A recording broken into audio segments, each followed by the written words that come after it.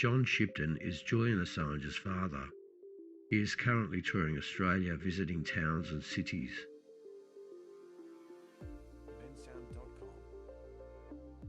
John has visited governments around the world to seek support for the release of his son. The United Nations and European councils have ruled that Julian Assange's incarceration is unlawful and resulting in psychological torture. Came to the conclusion that he had been exposed to psychological torture for a prolonged period of time, and that's a medical assessment.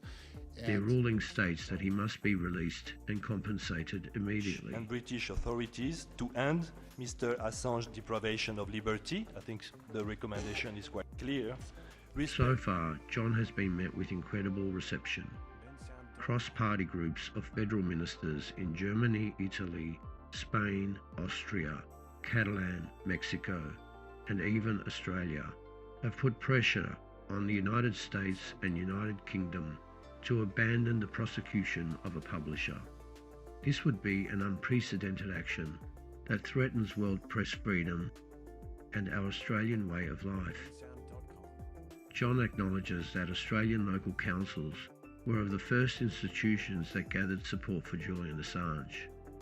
The support from local Australian communities has swollen to a global movement. He would like to thank councillors and encourage others to continue the fight to defend the values of our communities. The councillors of Australia, constituting the municipal councils, were the first institutions to gather together and give support to Julian Assange. After that, the federal parliament established a committee, a parliamentary committee, to support Julian. There is now 24 members in the parliamentary committee. This only comes about because the parliamentarians understand and act upon the concerns of the constituents of their electorate and constituents of the general Australian electorate. This is reflected further in that now we can travel around in the east coast of Australia and have meetings, and those meetings only increase in number and enthusiasm as we travel.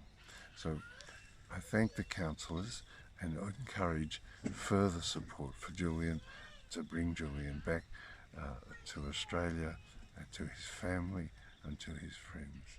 Thank you.